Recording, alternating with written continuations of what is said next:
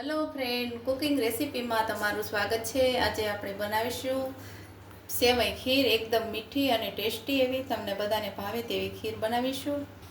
ઘી ડાલીશું 2 ચમચી, 100 ગ્રામ જેટલી આ સેવ લીધી છે, તેનું પરફેક્ટ માપ છે। એટલે પહેલાં 100 ગ્રામ ખીર હોય તો તેની સામે 1 લીટર દૂધ જોઈએ છીએ। આ પરફેક્ટ માપ સાથે આપણે ખીર બનાવીએ છીએ અને 1 વાટકો જેટલી ખાંડ ઉમેરવાની છે। તેમાં બધા ડ્રાયફ્રૂટ અલગ અલગ છે, કાજુ છે, કિસમિસ છે, બદામ છે, આ બધા આપણે પછી ઉપરથી એડ કરીશું। તો સૌથી પહેલાં આપણે ઘી ગરમ કરીશું।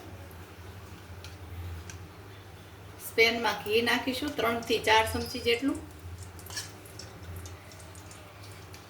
કેમ કે આપણે ઘી નાખી અને આપણે શેકવામાં આવે તો ખીર એકદમ ક્રિસ્પી અને ગયું છે। નાખીશું આ રીતે તમારે હલાવવાની છે ધીમા તાપે। જેમ સેવ શેકેલી હશે તેમ આપણી ખીર એકદમ સરસ થશે। સેજ લાલ પડતી થાય ત્યારે આપણે ધીમે ધીમા તાપે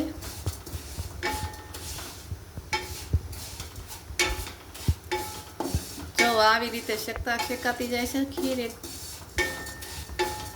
સેવ એકદમ લાલ થઈ જાય ત્યાં સુધી આપણે શેકાવા દેવાની છે, બ્રાઉન કલરની।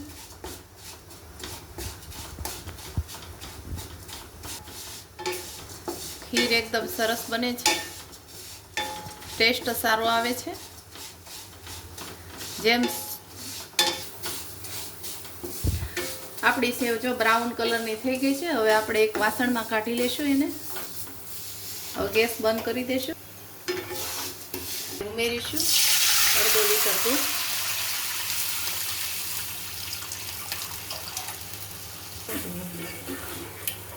હવે આપણે નાખીશું એમાં સેવ। આ શેકેલી હતી સેવ તે નાખી છે આપણે। હવે આમ ધીમા તાપે હલાવતું રહેવાનું આ રીતે। ધીમે ધીમે આમ થોડીક ગ્રેવી જેવી થાય ત્યાં સુધી આમ હલાવતા રહેવાનું। આ સેવ બનાવવામાં 10 થી 15 મિનિટનો ટાઈમ લાગે છે। નાખીશું આપણે કાજુ, કિસમિસ છે એ આપણે ધોઈને નાખવાના, એટલે સારા ખીર આપણી સારી બને છે।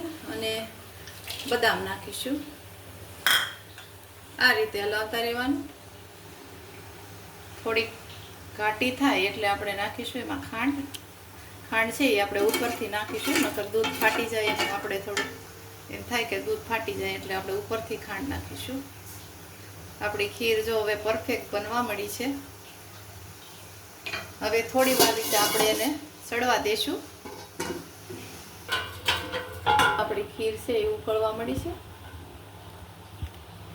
આ થોડીક વાર ઉકળવા દઈએ પછી આપણે નાખીશું એમાં ખાંડ। આ રીતે તમારે સેવઈ ખીર બનાવવાની। આ ખીર આપણે ગામમાં પણ મળી જાય છે બજારમાં। તો હવે જો આપણી ખીર સડી ગઈ છે, સેવ એકદમ બફાઈ ગઈ છે, દૂધ પૌવા જેવી। અને આમાં દૂધ છે એ થોડું ઘાટું લેવાનું, ફેટવાળું, એટલે આપણી ખીર છે એકદમ ટેસ્ટી અને સરસ બને છે। ઉમેરીશું ખાંડ, આ રીતે આપણે થોડી વાર હલાવવાનું, આ રીતે હલાવતા રહેવાનું, ખાંડ એકદમ મિક્સ થઈ જાય ત્યાં સુધી। જો આપણી ખીર બની ગઈ છે। હવે આ કરીશું એલચી પાવડર, એ આપણે પાછળથી નાખવાનું।